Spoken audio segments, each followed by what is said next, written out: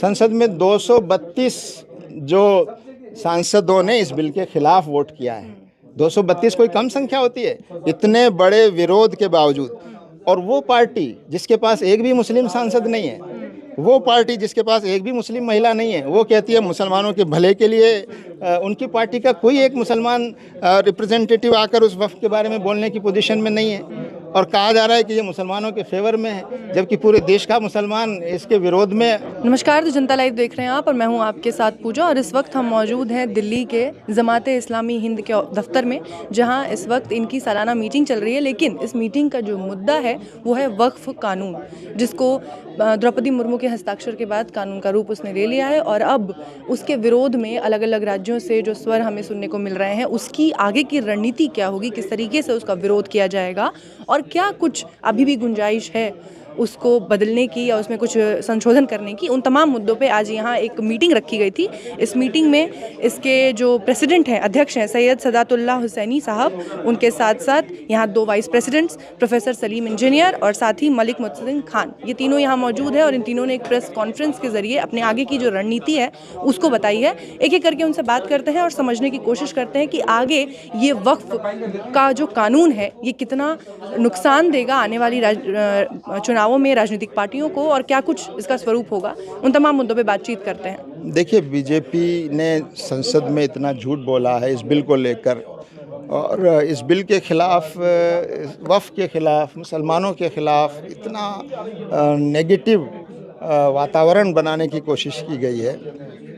तो मैं समझता हूं कि संसद में जो 2 दिन बहस हुई है उसमें विपक्षी पार्टियों ने और दौर से लोगों ने इस पूरे मामले में जो है सच्चाई को भी सामने रखा है। विपक्षी पार्टियों ने सरकार के इंटेंशन को भी बताया है कि सरकार जो है किस उद्देश्य से इस तरह के कदम उठा रही है।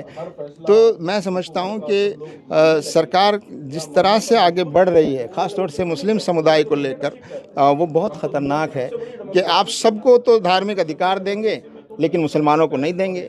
सबको अपने चैरिटी जो एंडोमेंट्स हैं उनको मैनेज करने का अधिकार हर धर्म के लोगों को मिलेगा, लेकिन मुसलमानों को नहीं मिलेगा।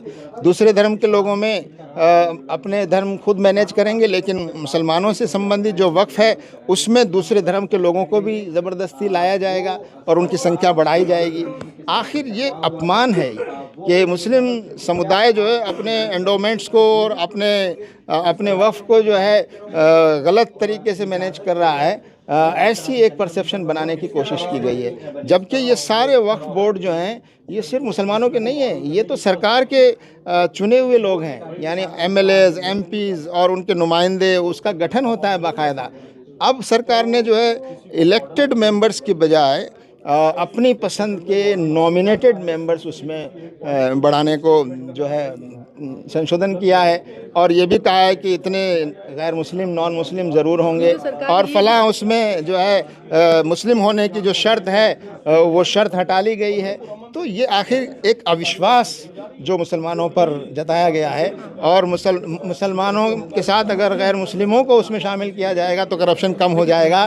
तो ये बहुत गलत बात है, और ये मुस्लिम संगठन, सरकार का कहना है कि इससे जो वक्फ बोर्ड है वो ज़्यादा सेक्युलर हो जाएगा।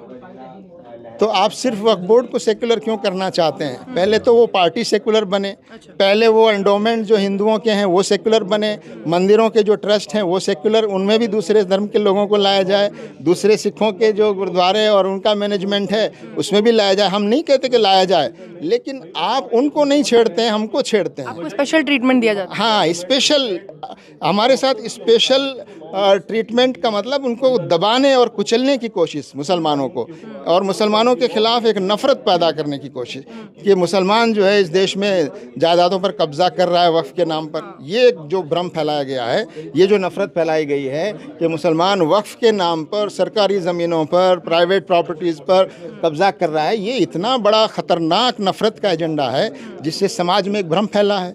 इस भ्रम को दूर करने की ज़रूरत है, और हम इसके लिए समाज में जाएंगे, आवाम में जाएंगे, और लोकतंत्र में इस बात का पूरा प्रोविज़न है कि अगर हमारे चुने हुए प्रतिनिधि अपने राजनीतिक स्वार्थों के लिए अगर वो कोई ऐसा कानून बना लेते हैं जो देश के और समाज के खिलाफ है, तो फिर जो जनता जिन्होंने उनको चुना है उनको आगे आकर उस गलती को सुधारना पड़ेगा। उस गलती को सुधारने की जिम्मेदारी नागरिकों की बनती है। जो गलती संसद में होती है उसको सदन में जब कहा गया कि अल्पसंख्यक नहीं मानेंगे, तो गृह मंत्री अमित शाह ने धमकी भरे अंदाज में कहा कि कैसे नहीं मानेंगे, सरकारी कानून है, सबको मानना पड़ेगा।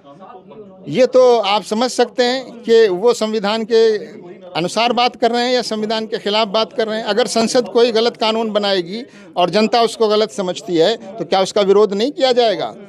कानून तो अपने काम से चलेगा, लेकिन उसका विरोध किया जाएगा। आपने किसानों के हक में कानून बनाए, लेकिन किसानों ने उसको स्वीकार नहीं किया, किसानों ने विरोध किया, और जब आप किसानों से डर गए तो आपने कानून वापस ले लिया। तो आखिर संसद की हुई गलती को, संसद की नहीं बल्कि सरकार ज़बरदस्ती जो है अपने नंबर के आधार पर कि उसके पास ज़रा ज़्यादा नंबर है, आप कोई भी कानून बना लेंगे जो देश और समाज को बांटने वाला है, देश और समाज में अराजकता फैलाने वाला है, तो उसको रोका जाना ज़रूरी है। और अगर संसद में वो नहीं रुकता है और संसद ऐसा कानून पास कर लेती है, तो फिर जनता की ये जिम्मेदारी है कि जनता उस गलती को सुधारे। अगर ज़रूरत होगी तो हम अदालत के ज़रिए इस गलती को सुधारने की कोशिश करेंगे और पब्लिक में जाएंगे, आवाम को समझाएंगे, जनता को समझाएंगे। सिर्फ मुसलमानों से नहीं कहेंगे, हमारे हिंदू भाइयों को समझाएंगे जिनको बरगलाया गया है, गलत बताया गया है, बताएंगे कि ये कितना ख़तरनाक कानून है और ये जो कानून बना है इससे सिर्फ मुसलमानों का नुकसान नहीं है, इससे देश का और समाज का नुकसान है। तो जनता उस गलती को सुधारेगी। लेकिन सरकार कह रही है कि कुछ मुस्लिम तंजीमें, जो आपने कहा बरगलाने की बात, वो तो जैसे मुस्लिम पर्सनल लॉ बोर्ड हो या इन जैसे तमाम जो संगठन है उन पे कह रही है कि मुसलमानों को बरगला रहे हैं ये लोग और झूठी अफवाहें फैलाई जा रही है संशोधन को लेकर। आप अंदाज़ा लगा लीजिए, संसद में 232 जो सांसदों ने इस बिल के खिलाफ वोट किया है।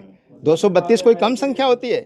इतने बड़े विरोध के बावजूद, और वो पार्टी जिसके पास एक भी मुस्लिम सांसद नहीं है, वो पार्टी जिसके पास एक भी मुस्लिम महिला नहीं है, वो कहती है मुसलमानों के भले के लिए उनकी पार्टी का कोई एक मुसलमान रिप्रेजेंटेटिव आकर उस वफ़द के बारे में बोलने की पोजीशन में नहीं है। और कहा जा रहा है कि ये मुसलमानों के फेवर में है, जबकि पूरे देश का मुसलमान इसके विरोध में करोड़ों सिग्नेचर और ईमेल भेजकर अपना विरोध दर्ज करा चुका है।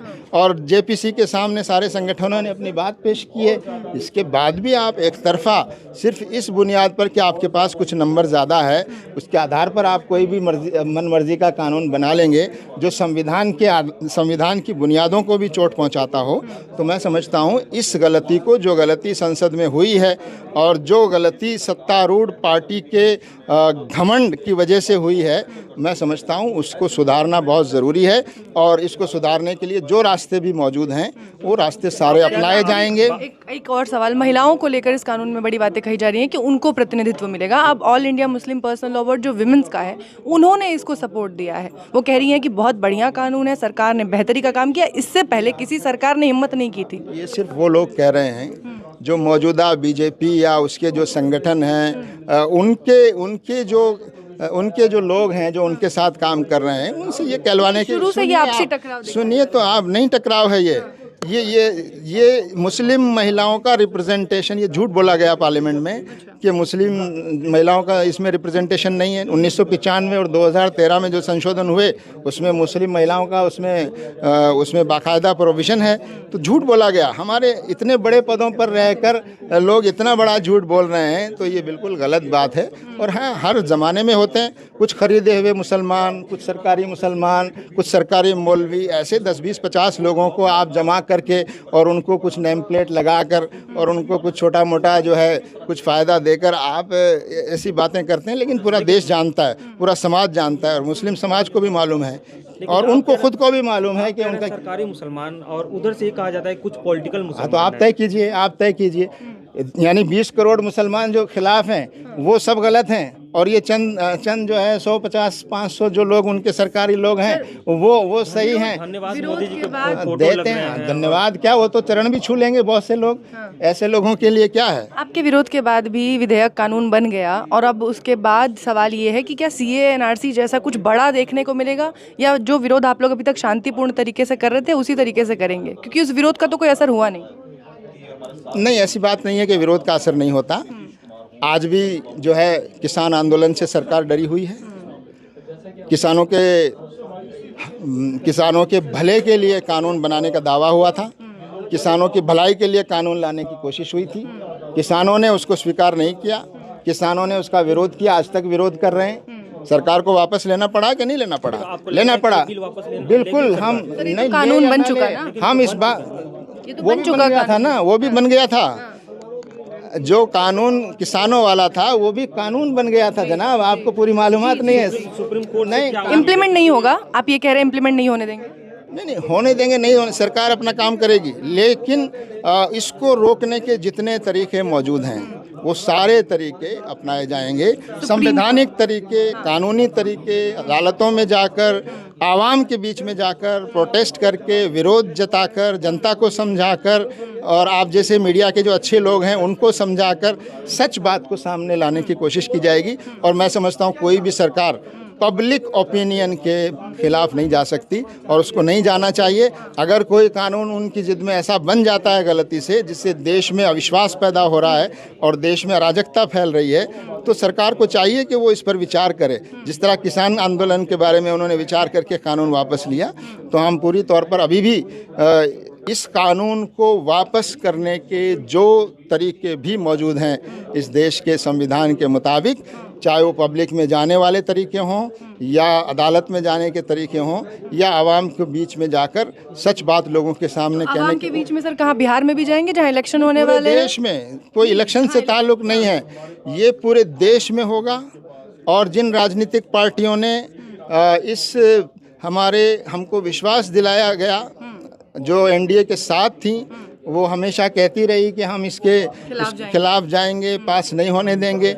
आखिरकार उन्होंने समर्पण कर दिया, समर्पण किया है, समर्थन नहीं समर्पण किया है, और अपने आप को एक तरह से आत्महत्या की है उन्होंने राजनीतिक तौर पर। मैं समझता हूँ उन पार्टियों को जल्दी अंदाज़ा होगा कि उन पार्टियों को जिन्होंने ये गलत तरीका अपनाया है, उन पार्टियों को राजनीतिक नुकसान भी बहुत जल्दी उठाना चेतावनी है जी, चेतावनी है उनकी, उठाना पड़ेगा। इसका नतीजा होगा ये, जो आदमी गलत रुख पर जाएगा उसको गलती का नतीजा तो भुगतना पड़ेगा।